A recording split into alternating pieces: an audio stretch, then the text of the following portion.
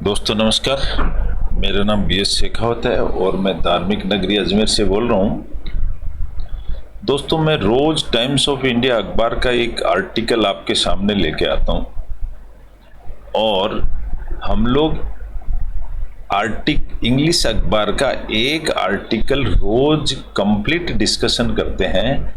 उसका पर्पज़ हमारा है हम इंग्लिश अखबार पढ़ना सीख जाएं। हम एक ही उद्देश्य, एक ही मोटो, एक ही टारगेट लेके चल रहे हैं कि हमें इंग्लिश अखबार को हिंदी अखबार की तरह पढ़ना है। इसके लिए हमें क्या करना पड़ेगा, हमें इंग्लिश के माहौल में डलना पड़ता है और किसी चीज़ की ज़रूरत नहीं होती है ज़्यादा। और रोज़ अपना डेली अपनी दिनचर्या में से 15-20 मिनट का समय निकाल के हमें एक आर्टिकल ज़रूर पढ़ना होता है। उस एक आर्टिकल में क्या क्या होता है इंग्लिश से रिलेटेड, वो हम सारा डिस्कशन करते हैं, समझते हैं, सुनते हैं, देखते हैं, पढ़ते हैं और सारे ऑप्शंस उसके अंदर आ जाते हैं। तो आज का हमने जो आर्टिकल लिया है वो है पेज नंबर 3 के ऊपर एक आर्टिकल है। बहुत छोटा सा आर्टिकल है। 5 ट्रेनीज नहीं है, 5 ट्रेनीज SI होता है सब इंस्पेक्टर, और SIs का मतलब बहुत सारे सब इंस्पेक्टरों में से, या यूं कह दो कि बहुत सारे सब इंस्पेक्टर्स, इसलिए SIs लिख दिया गया है। लेकिन ट्रेनी एक एडजेक्टिव है, इसलिए आगे इसके आगे एस नहीं लगा। कभी भी एडजेक्टिव के आगे एस नहीं लगता है।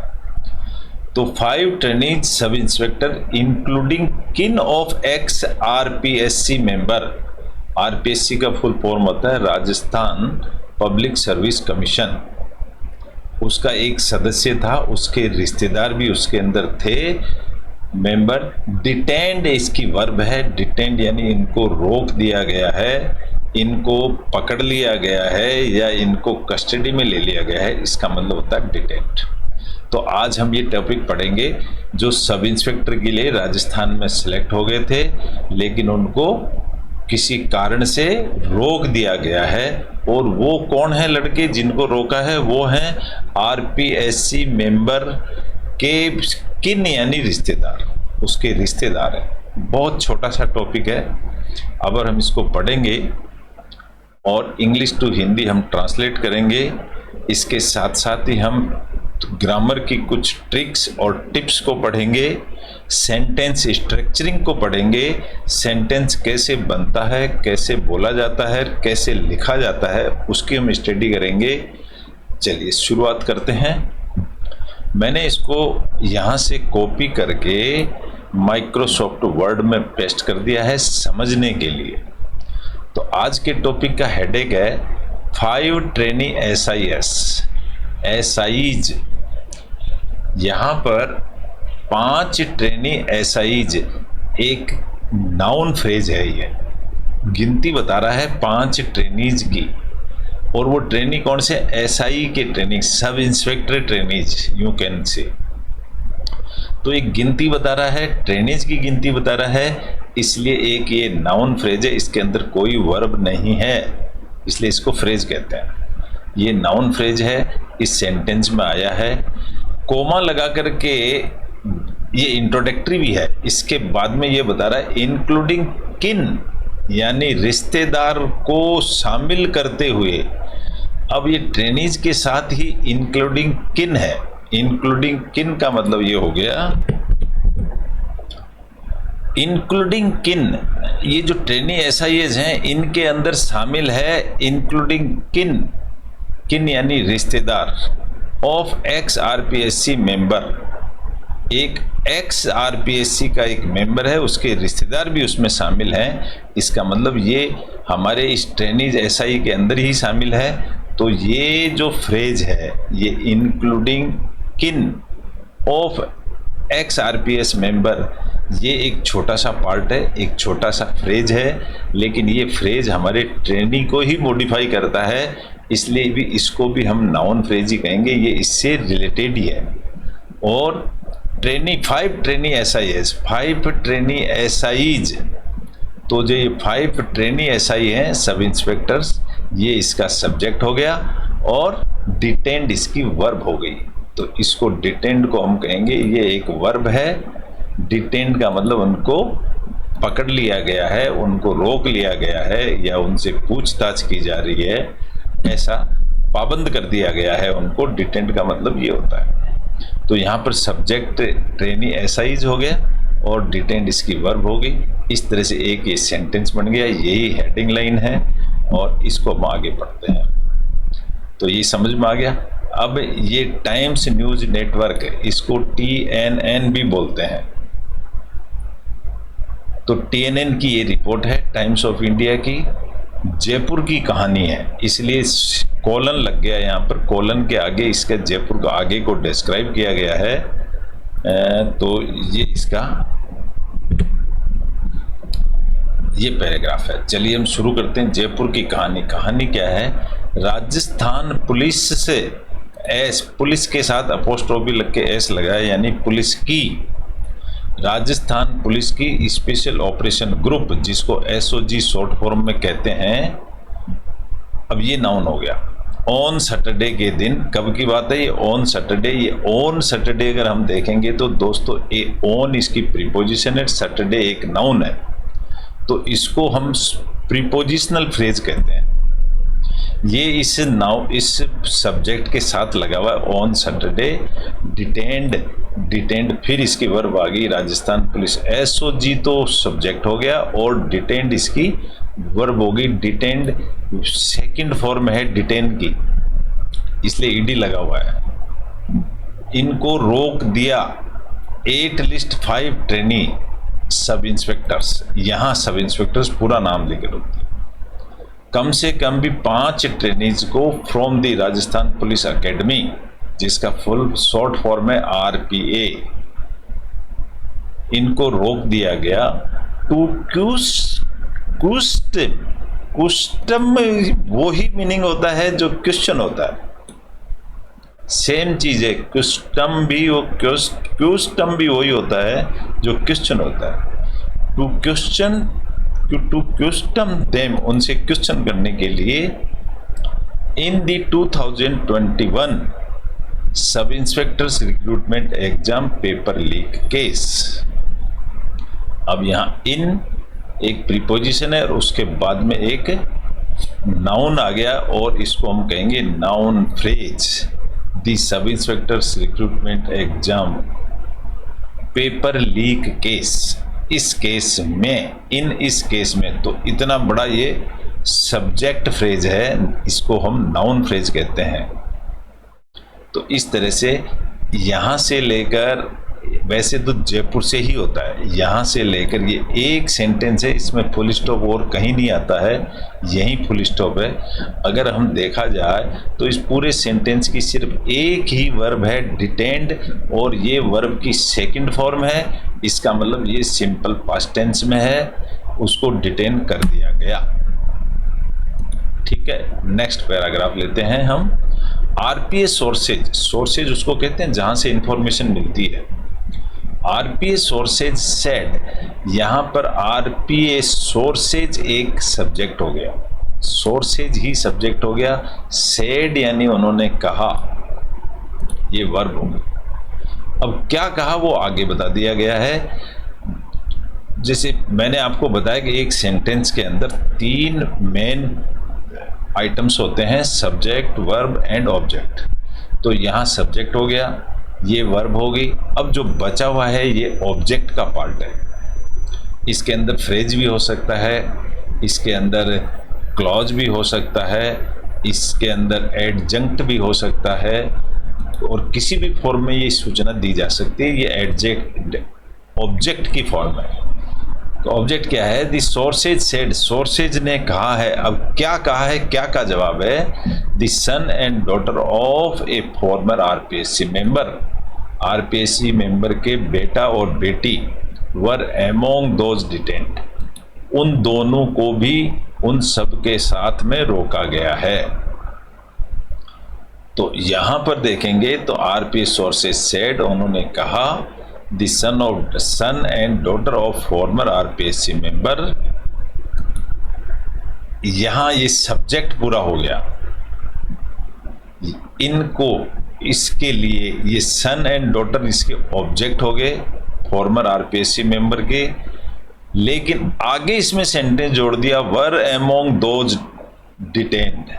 वर एमोंग, वर के साथ अगर थर्ड फॉर्म आती है तो सेंटेंस पैसिव हो जाता है। तो ये पैसिव सेंटेंस हो गया है, यानी कि ये जो ऑब्जेक्ट फॉर्म है ये पैसिव सेंटेंस में है। इन सब को वर एमोंग दोज डिटेन, इन सब को रोका गया था। वाज यानी इन्हीं के ऊपर कार्रवाई हुई, ऑब्जेक्ट के ऊपर ही कार्रवाई हुई, इसलिए were detained, were plus third form आ गई। तो ये इसका एक सेंटेंस हो गया। दूसरा सेंटेंस है सोर्सेज सेड।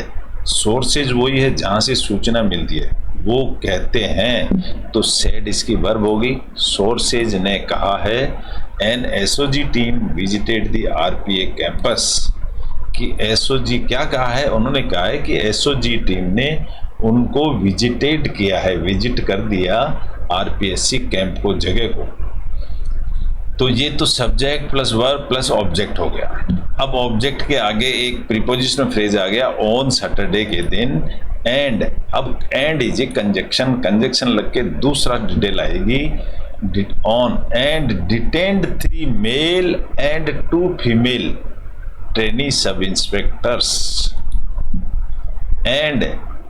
एंड लगा करके एक अलग इंफॉर्मेशन दी है, एंड डिटेन्ड और रोक दिया गया है। यहां पर सोर्सेज सेड और सोर्सेज डिटेन्ड। सोर्सेज ने कहा भी, सोर्सेज ने डिटेन्ड किया, यानी सोर्सेज सब्जेक्ट एक है, इसकी वर्ब 2 है। 3 मेल एंड 2 फीमेल ट्रेनी सब इंस्पेक्टर्स को भी डिटेन किया गया है। तो यहां भी अभी सेंटेंस पूरा नहीं हुआ है।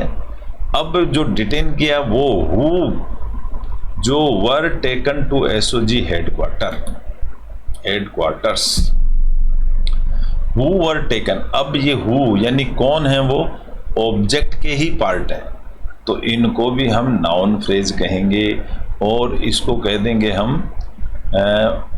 मॉडिफायर, ऑब्जेक्ट के मॉडिफायर, यानी नाउन के मॉडिफायर है। हु कौन, who were taken to SOG headquarter, जिनको एसओजी हेडक्वार्टर ले जाया गया। वर के साथ टेकन आया है, इसका मतलब ये पैसिव वॉइस है। फॉर क्वेश्चनिंग, किस लिए, फॉर क्वेश्चनिंग के लिए। फॉर क्वेश्चनिंग एक प्रीपोजिशनल फ्रेज है, फॉर एक प्रीपोजिशन है और क्वेश्चनिंग एक नाउन हो गया। तो यहां इस तरह से सेंटेंस पूरा हो गया है। एंड डिटेन को मैंने रेड कलर नहीं दिया, ये भी रेड कलर होगा। द एसओजी सेंटेंस, अगला सेंटेंस शुरू होता है द एसओजी। अब एसओजी नाम बता दिया इसलिए कोमा लगाया। किसी भी चीज का नाम बता देते हैं पहले, तो इंट्रोडक्टरी नाम है उसका। हाउएवर यानी फिर भी, ये एक एडवर्ब है। एसओजी इज, हाउएवर एक एडिशनल है, तो SOG is yet to formally charge them. SOG yet to formally charge, to charge का मतलब होता है काम करना बाकी है अभी। Is yet to be charge, इसको अभी काम होना बाकी है। इज टू लग गया और 2 + V1 लग गया, यानी ये काम होना बाकी है। तो इज इसकी मेन वर्ब हो गई। फिर आप देखेंगे तो यहां पर डबल कोट शुरू हो गया है, तो पक्की बात है डबल कोट बंद भी होता है। यहां से डबल कोट शुरू हुआ है तो ये डबल कोट यहां पर बंद हो गया। अब इसका मीनिंग कुछ और ही होगा, या तो ये बहुत इंपॉर्टेंट लाइन ऑफ सेंटेंस है, या इंपॉर्टेंट नेम है, या किसी के कथन है, स्टेटमेंट है। द ट्रेनी सब inspectors are currently being interrogated. Interrogated का मतलब होता है उनसे क्वेश्चन पूछे गए। तो sub inspectors are currently being interrogated third form है, यहाँ आर लग गया है, तो इसका मतलब आर प्लस V1 होता है, V3 जो होता है वो एक पैसिव वॉइस होता है। ट्रेनी सब इंस्पेक्टरों से पूछा गया है, क्या पूछा गया है? अब नेक्स्ट सेंटेंस आ गया है, we will formally charge them, we will formally charge them. Formally का मतलब ऑफिशियली होता है दोस्तों, फॉर्मल का मतलब होता है official. Officially we will charge, हम इनको चार्ज लगाएंगे इनके ऊपर, तो विल इसकी फॉर्म वर्ब होगी, सहायक verb, and formally charge is the main verb, हम इन पर चार्ज लगाएंगे, देम यानी उन पर, based on the outcome of the interrogation, जो इनसे पूछेंगे उसका जो आउटकम आएगा, आउटकम इज द रिजल्ट, जो पूछने पर जो रिजल्ट आएगा उसके बेस के ऊपर हम इन पर चार्ज लगाएंगे। तो we will formally charge them, ये तो हो गया एक sentence.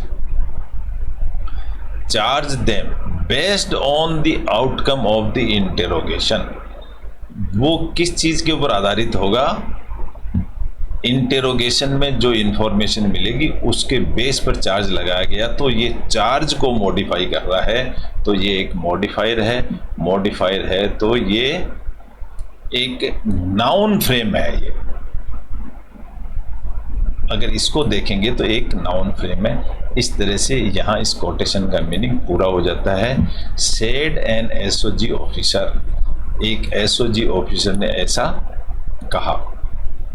Said N SOG officer, ये यहाँ से यहाँ तक अगर आप देखेंगे ना तो ये एक वर्ब है और एक सब्जेक्ट है, तो इसको बोलेंगे एक clause. A total of 36 trainee SIs, 36 सब इंस्पेक्टर्स थे ए टोटल, ये गिनती बताई हैव बीन अरेस्टेड। अब हैव के साथ बीन और V3 फॉर्म आ गई, इसका मतलब ये प्रेजेंट परफेक्ट टेंस है। ये हैव बीन अरेस्टेड, इतने आदमी अरेस्ट हो चुके हैं, ये बीन लग गया, इसका मतलब ये पैसिव हो गया, इतने आदमी अरेस्ट हो चुके हैं। जब किसी के आगे बीन और बी फॉर्म आ गई ना, बी फॉर्म होती है be, was, were, am, is और बीन और बिंग, ये बी की फॉर्म है सारी। अगर ये फॉर्म प्लस वर्ब की थर्ड फॉर्म आ जाती है तो सेंटेंस पैसिव हो जाता है, ये ध्यान रखने की बात है। तो ये 36 trainee SIs have been arrest हो चुके हैं फ्रॉम द आरपीए। आरपीए का मतलब होता है राजस्थान पुलिस एकेडमी में से इतने आदमी अरेस्ट हो चुके हैं, लेकिन सेंटेंस कंप्लीट नहीं हुआ। Among with 3 suspects, among with, इनके अंदर 3 सस्पेक्ट लोग भी हैं और उन्हीं के बारे में आगे बताया गया। ये एक एडिशनल इंफॉर्मेशन है। हु पास्ड द एग्जाम, उन्होंने एग्जाम तो पास कर दिया थ्रू चीटिंग करके एग्जाम पास कर दिया, but did not join the RPA training module. उन्होंने एग्जाम तो पास कर दिया लेकिन ट्रेनिंग मॉड्यूल ज्वाइन नहीं किया, वो भी इसके अंदर शामिल है। ये एक एडिशनल इंफॉर्मेशन है, इसको हम नाउन फ्रेज कहेंगे। तो इस तरह से अगर देखेंगे तो यहाँ से एक सेंटेंस शुरू हुआ था, वी विल फॉर्मली चार्ज से लेकर इसका ये हो गया, a total 36 trainee SIs have been arrested. तो ये जो बीन अरेस्टेड है ना, हैव बीन अरेस्टेड, तीनों की तीनों फॉर्म है। हैव और बीन सहायक फॉर्म कहलाती हैं, सहायक वर्ब, और arrested is the main verb from the RPA. Comma लगे एमोंग विथ 3 सस्पेक्ट्स, जो इसके अंदर 3 सस्पेक्ट भी हैं। Who passed the exam through cheating but did not join the RPA training module, लेकिन उन्होंने ट्रेनिंग मॉड्यूल ज्वाइन नहीं किया है। It is alleged, it is alleged, it जो पुराना कोई काम हो गया उसी को इट बोला जाता है, इट इसका सब्जेक्ट हो गया। इज एलिज्ड, तो इज इसकी सहायक वर्ब है और एलिज्ड इज द मेन वर्ब, तो ये एक इसकी मेन वर्ब है। दैट एलिज, आरोप क्या है समझाया गया है ऑब्जेक्ट के रूप में, that these accused boat question papers, ये लोग क्वेश्चन पेपर लेकर आए थे फ्रॉम पेपर लीक गैंग्स। कहाँ से लेके आए थे? फ्रॉम पेपर लीक गैंग्स, यानी ये अगर इसको देखेंगे फ्रॉम गैंग्स तो ये एक प्रीपोजिशनल फ्रेज है टू पास द एग्जाम। क्या करने के लिए? एग्जाम पास करने के लिए। तो टू पास का मतलब होता है एक किस काम को करने के लिए, इसको बोलते हैं indefinite verb. To pass, 2 + V1, इसको इनडेफिनेट वर्ब कहते हैं। दी एग्जाम, तो अगर हम यहाँ देखेंगे ना तो ये भी वर्ब प्लस एग्जाम है, तो इसको भी प्रीपोजिशनल फ्रेज कहेंगे। तो इस तरह से हम एक सेंटेंस को पढ़ा है हमने। सेंटेंस के अंदर अब वर्ब को और सब्जेक्ट को हमने पहचाना है, प्लस इसके फ्रेजेस को हमने पहचाना है और इसके क्लॉज को देखा है। तो इस तरह से अगर हम लोग पार्ट्स ऑफ स्पीच को अगर समझ लेते हैं तो पेपर हमको पढ़ना बहुत आसान हो जाता है। और इस तरह से अगर हम रोज़ पढ़ें तो हमारी ग्रामर भी इम्प्रूव होगी, रीडिंग, राइटिंग, लिसनिंग और स्पीकिंग सारी प्रैक्टिस इम्प्रूव होती चली जाएंगी और हम इंग्लिश के परफेक्ट बन जाएंगे। Thank you very much. कल फिर मिलेंगे एक नए टॉपिक के साथ। जब तक के लिए धन्यवाद। Good bye.